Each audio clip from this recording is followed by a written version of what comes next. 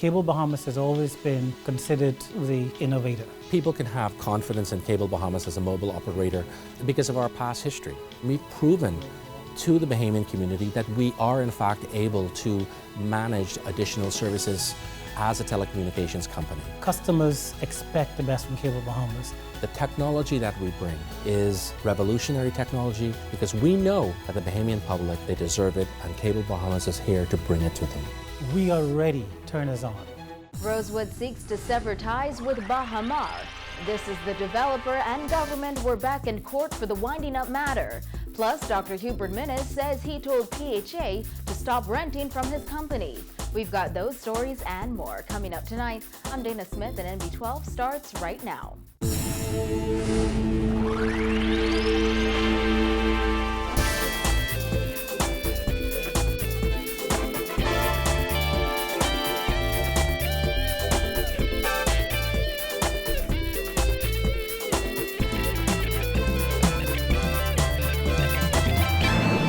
Tonight, the Rosewood Hotel at Baha is seeking to sever ties with Baha and terminate its license agreements with the multi-billion-dollar development. In a motion filed in the United States Supreme Court last night, the luxury brand cited numerous reasons as to why it wants to pull out, pointing to Baha's inability to secure funding, pay key hotel staff, and its violation and representation that it owns the real property on which the hotel is situated.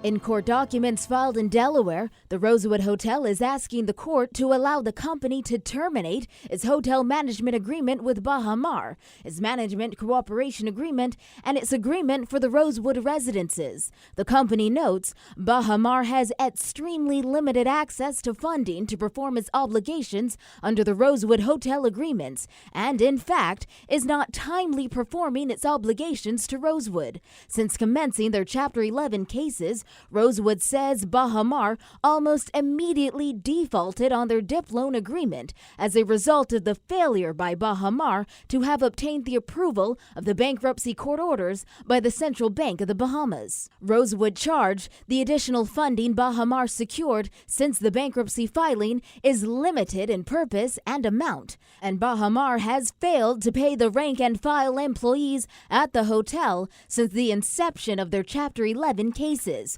Moreover, on July 30th, Baha failed to pay certain of its key senior hotel management employees who run the hotel their post-petition compensation. Rosewood says it has on multiple occasions asked Baha how it intends to be able to perform its obligations to Rosewood, including specifically the status of funding.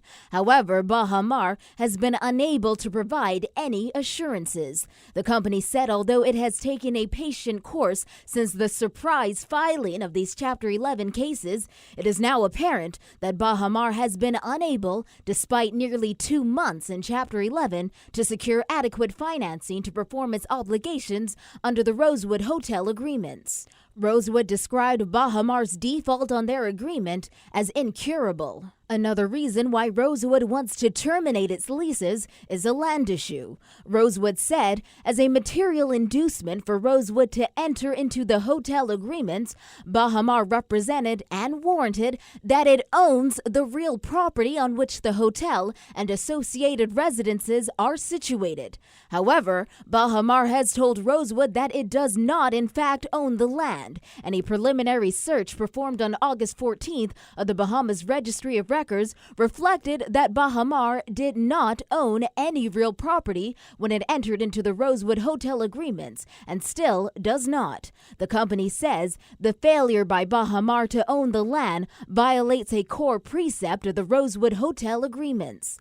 The Rosewood also noted construction of the hotel has ceased for more than 30 consecutive days, and Baha's Chapter 11 filing is a default under the Rosewood license agreement, while Baha responds responded to Rosewood's motion in a statement, with the resort once again laying blame at the feet of government, charging it was government's decision to oppose the Chapter 11 process and pursue a winding up that contributed to this latest development. The statement reads, "Under the U.S. Chapter 11 process, property of a debtor's estate is protected by the automatic stay, and we will address this request for relief from the automatic stay with the bankruptcy court in due course."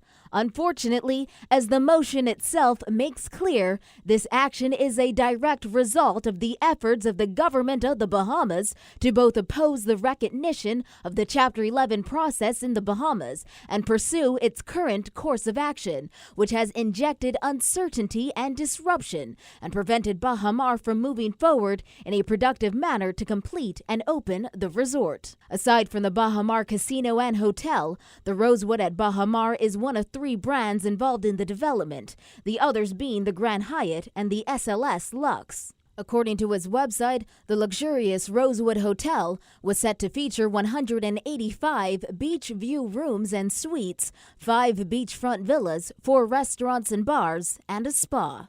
Baha Mar filed for Chapter 11 bankruptcy on June 29th. Meantime, representatives of Baha Mar and government were back in court today for the winding up matter. This time, Baha Mar has filed an affidavit accusing the government's proposed liquidators of having a conflict of interest. Kyle Joaquin reports. That accusation by Baha Mar that Ernst & Young would be involved in a conflict of interest if 3 of its members were to be appointed as provisional liquidators was quickly refuted by Ernst & Young's attorney, who briefly broke down their interaction with Baha Mar last year. Megan Taylor, who represents Ernst & Young, said there is simply no conflict. Megan Taylor, who represents Ernst & Young, said there is simply no conflict when it comes to 3 of the firm's accountants being appointed as provisional liquidators. She was responding to an affidavit filed by Baha Mar stating the firm would be in a conflict of interest if its accountants were appointed as provisional liquidators. Taylor explained that Ernst & Young was not a consultant for Baha Mar, but conducted an economic assessment in May 2014 on the projected impact of value-added tax on hotels in the Bahamas. She stressed that Ernst & Young is not a creditor of the Baha Mar Group. On July 31st, the winding-up hearing was adjourned upon the request of the government following its discovery that its 3 initially proposed liquidators from PricewaterhouseCoopers had previously done work for China's State Construction Engineering Company. The government said it would have been inappropriate to continue with that team. That same day, the government's team announced that it would be seeking to have Michelle Thompson, Karen Hutchinson, and Roy Bailey of Ernst & Young appointed as provisional liquidators. In court today, Baha Mar's lead attorney James Corbett continued to argue. But just how the Prime Minister said the government was caught off guard by Baha Mar's filing for Chapter 11 in Delaware, Baha Mar said it was also surprised by the Prime Minister's announcement of a winding up. Corbett said Baha Mar never got anything in writing to indicate that government would seek to have Baha Mar wound up and provisional liquidators appointed. He said the developer, Sarkis Merlian, and his family have invested some $900 million in the project. He said the project didn't happen on its own. Corbett added that Baha Mar wasn't created as a charity swimming pool for citizens of the Bahamas and that it is not the government's loss. The QC continued that the project was supposed to be opened last November, but didn't at the fault of the contractor. Attorney Maurice Clinton, who also represents Baha Mar in his submission, said he doesn't know how provisional liquidators would somehow be able to magically do all the things current management is unable to do. He added that in the Baha Mar matter, the government is promoting its political interest as a national one. Wayne Monroe represents the gaming board. Baha Mar owes the gaming board over $10 million. Monroe brought up international credit ratings agency Standard & Poor's threat to downgrade the Bahamas soon if a resolution isn't reached. He said if government were to suspend the gaming license of anyone who owes it $1 and not suspend the license of one who owes it millions, the reputation of gaming licenses in the Bahamas itself could be in jeopardy. The matter continues here tomorrow morning at 10. Reporting from the Supreme Court for NB12, I'm Kyle Joaquin. Opposition leader Dr. Hubert Minnis said last night that while he was Minister of State, he advised the Public Hospitals Authority to stop renting from his company. But he said the PHA continued to rent the StatCare building. Minnis has been heavily criticized following allegations that he was involved in a conflict of interest while he sat in cabinet. Vonnie Toot reports. I am not threatened by him, Perry Christie, or whoever else. I speak for the people, and transparency and honesty and integrity will prevail. Unfazed by PLP Chairman Bradley Roberts' threats to expose his alleged conflict, opposition leader Dr. Hubert Minnis insisted last night he was not involved in a conflict of interest during his tenure as Minister of Health. Minnis has come under heavy fire over allegations that he benefited financially from renting the StatCare building his company owns to the Public Hospitals Authority while he sat in cabinet. Minnis said he advised PHA to stop renting from his company, but the PHA continued to do so. He said he also discussed his interest in the company with then Prime Minister Hubert Ingraham. The Prime Minister would have been informed, he would have known, Prime Minister Ingraham.